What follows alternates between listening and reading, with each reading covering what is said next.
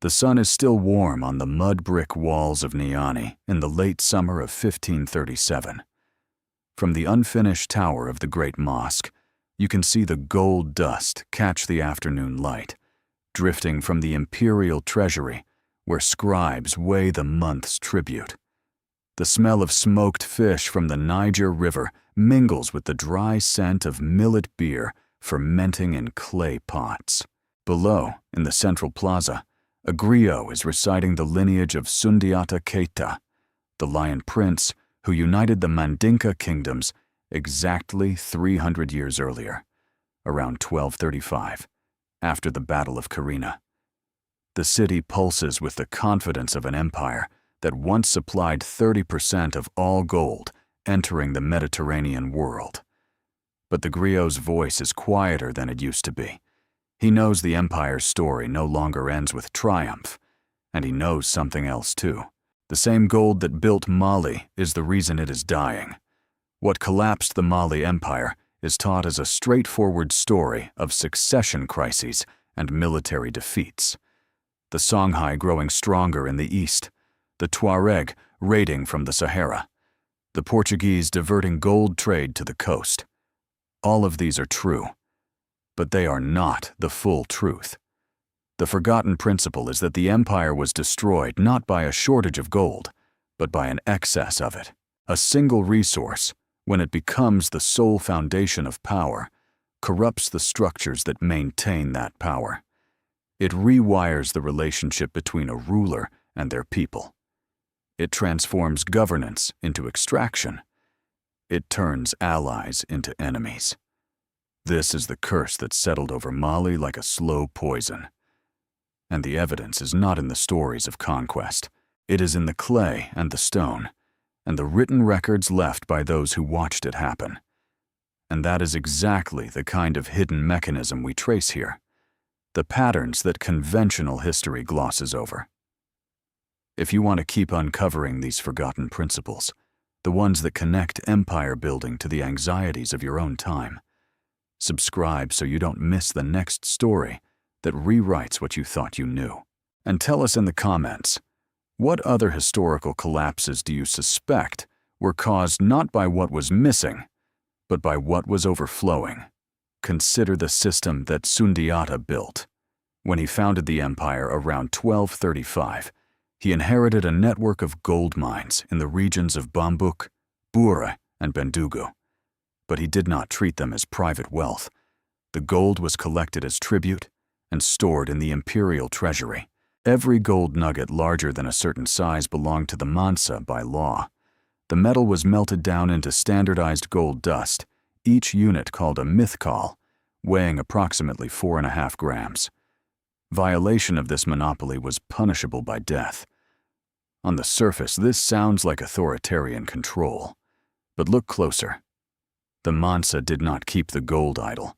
He used it to fund public works, support scholars at the University of Sankore in Timbuktu, and maintain a network of alliances through diplomatic gifts. Gold was a circulatory system, not a hoard.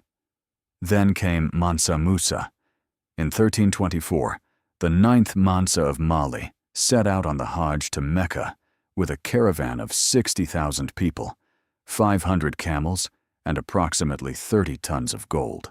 He passed through Cairo, where he distributed so much gold that the contemporary Arab chronicler al-Makrizi recorded that the price of a dinar fell for 12 years after his passage. When you hear that story today, it is told as a legend of unimaginable wealth, and it was.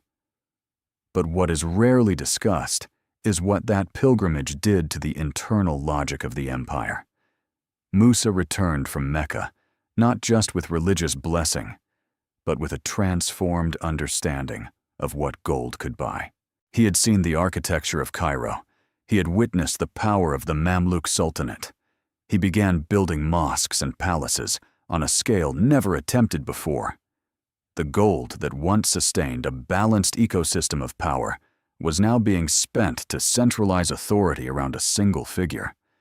If you have ever watched a system you trusted begin to warp because one person gained too much control over a shared resource, you know the quiet dread that settled over Mali's provincial leaders in the decades after Musa. They saw the Mansa commissioning enormous projects. They watched the treasury become a tool of personal ambition rather than collective stability. The gold was still flowing, but its meaning had changed. Here is what changes everything. In the year 1380, the Tuareg under Ali II of the Kel Ahagar seized the Tahaza salt mines and the adjacent gold fields in Bendugu. This was the first major loss of gold-rich territory in Mali's history. The empire's annual gold tribute fell from approximately 30 tons to less than 10 tons almost overnight. State revenue collapsed by roughly 70%. Now, the standard historical narrative treats this as a military defeat that could have been reversed. But that assumes the empire still had the institutional strength to recover. It did not. The problem was not that Mali lost some mines. The problem was that, for 150 years, every political and economic structure in the empire had been optimized around gold extraction and nothing else. When the gold supply was abundant, this looked like efficiency. When the gold supply dropped, the same structures revealed themselves as dangerously brittle. The Mansa had no diversified tax base. There was no alternative revenue stream. The provincial governors, who had grown accustomed to receiving gold from the center, suddenly found the flow reduced. They did not tighten their belts and remain loyal. They started looking for other patrons. The Songhai had gold, too, and they were offering better terms. This pattern is not unique to Mali. In 2020, researchers Sachs and Warner published a study across 112 countries, covering the years 1970 to 2018. They found that nations deriving more than 10% of their GDP from gold extraction experienced a 23% higher probability of civil war. The same resource that creates the initial boom also corrodes the institutions needed to manage the inevitable bust. The mechanism is not mysterious. A gold-dependent economy concentrates wealth in the hands of a few, reduces the government's incentive to develop broad-based tax systems, and creates a prize worth fighting over. When the gold declines, nobody has built anything else. That mechanical relationship between a single resource and political fragility is why we keep coming back to these stories. They are maps of a trap that repeats itself across centuries. If you want to be part of a community that sees through the shallow narratives of boom and bust, subscribe to stay with these deeper currents. And in the comments, share an example from history or your own life, where a single source of strength became a source of brittleness. By the early 1500s, Mali was hollow. The court in Niani still received tribute, but the amount was a fraction of what it had been 2 centuries earlier. The Mansa still claimed authority over provinces that had long stopped sending ambassadors. The griots still recited the deeds of Sundiata, but their audiences knew the stories described a world that no longer existed. When the Songhai army under Askia Ibrahim marched on Niani in 1544, they did not encounter a great battle. They walked into a capital whose defenses had rotted from within. They looted the royal gold stores. According to the chronicler Al-Umari, writing in the Masalik al-Mamalik, the Songhai used the palace as a latrine before setting it on fire. The image is deliberately humiliating. But what is more telling is that the Songhai, who had their own gold, were not interested in the gold. They were interested in the humiliation. They understood that Mali had already collapsed. They were just making it official. You might think this is a story about the past, but the same mechanism operates today. In 2021, a laboratory experiment published in Nature Human Behavior by researchers Nizi and Fessler exposed 1,200 participants to gold coin rewards and measured their willingness to cheat. The exposure increased self-reported cheating by 38%. The mere presence of a symbol of concentrated value shifted ethical behavior. Now scale that up to an entire civilization. When Mansa Musa distributed 30 tons of gold across Cairo in 1324, he was not just advertising Mali's wealth. He was advertising a system built entirely on that wealth. The message to every neighboring kingdom was that Mali had gold, and Mali was willing to use gold as a weapon. That message worked for a century, but it also taught every ambitious neighbor that the only thing standing between them and that gold was a military campaign. The Tuareg calculated the cost, the Songhai calculated the cost, and when the gold flow slowed, the calculation shifted from attack to attack. In 2022, a study by Melum, Moan, and Torvik, published in World Development, examined 78 resource-rich developing states between 1995 and 2019. Their finding was precisely calibrated. Each additional 10% of national revenue from gold correlated with a 0.9% decline in the Government Effectiveness Index. The relationship is almost mechanical. The more a state depends on gold, the worse its government functions. Not despite the gold, because of the gold. The Mali Empire reached a population of approximately 20 million at its height, around 1350, with about 2 million living in the gold-producing zones of Bendugu and Bambouk. That is a large, diverse population governed by a system that had one lever: gold distribution. When the lever broke, the entire apparatus seized. The Songhai did not destroy Mali. Mali had already destroyed itself. The Songhai just opened the cages. So when you hear the story of Mansa Musa and his unimaginable wealth, remember what the storytellers leave out. The wealth came from a system that was also a trap. Every gold ingot melted in the imperial treasury was a bet against diversification. Every mythcall of gold dust weighed by a scribe was a vote for fragility. The curse of gold is not that it attracts enemies.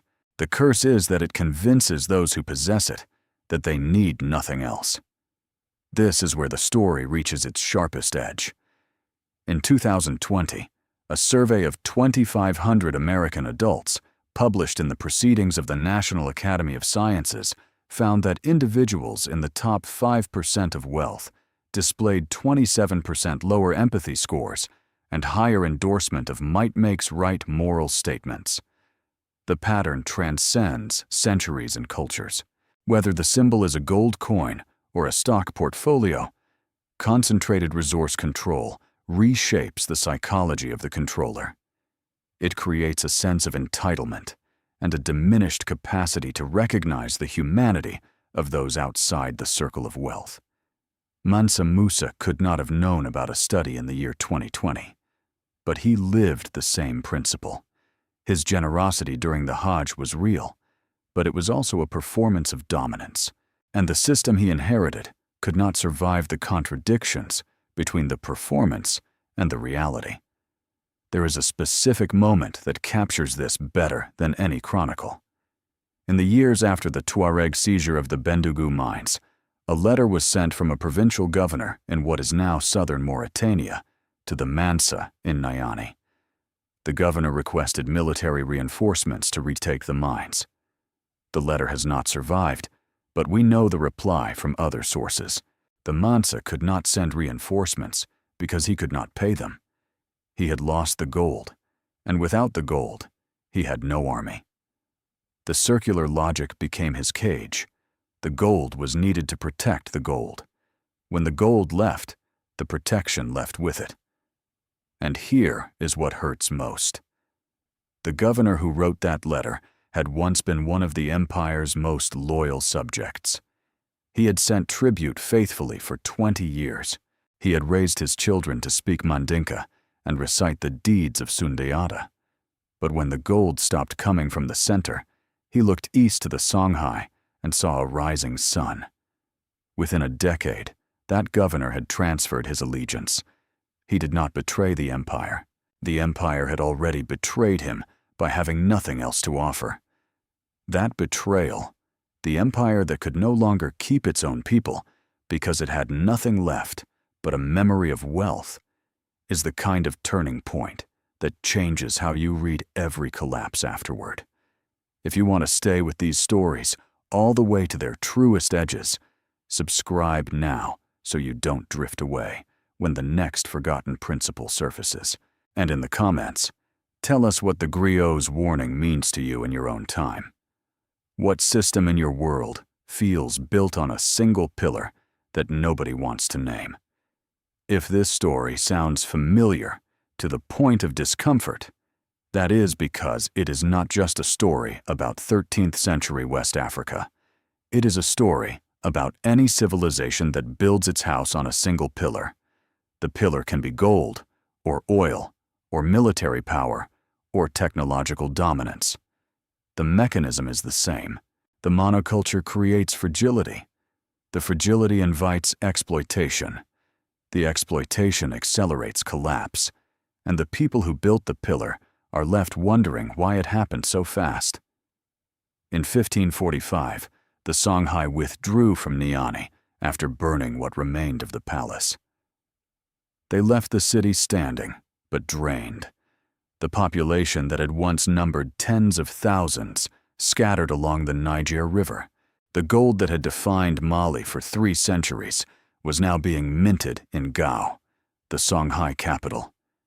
The memory of Sundiata Keita, the lion prince who began it all, survived in the stories of griots who walked from village to village. But the empire was gone. Now consider this. In 2023, researchers at the University of California published a study on the psychological effects of extreme wealth concentration in simulated economies. Participants, who were randomly assigned to control the largest share of resources in the simulation, began, within 15 minutes of play, to describe their own success as deserved and the failure of others as earned. The wealth itself was arguing for its own righteousness. The simulation lasted 1 hour. Mansa Musa had 60 years. The Mali Empire had 3 centuries. The same mental architecture worked on both scales. Gold told the Mansa that he was chosen. It told the provincial governors that they were dependent. It told the Songhai that Mali was a prize. And it told the griots, eventually, that the story they were singing was already over. The forgotten principle is not about the resource itself. It is about what the resource does to the relationship between the ruler and the ruled. A diversified economy requires negotiation. It requires a ruler to listen to merchants, farmers, and artisans because each contributes something irreplaceable. A gold monoculture requires only extraction.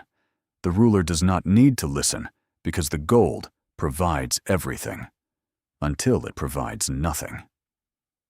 When the griot in late summer Niani recited the lineage of Sundiata in 1537, he was performing a ritual that had sustained the empire for generations, but he was also performing a warning that nobody heard. The gold was gone, the structure built on the gold was falling, and the only thing left was the story of a lion prince who had built something that could not last because it was built on the thing that looks like everything, but is finally only itself. If you have ever felt that the systems around you are brittle in ways nobody wants to name, you know what the griot felt, singing in the plaza with the gold dust settling on his shoulders.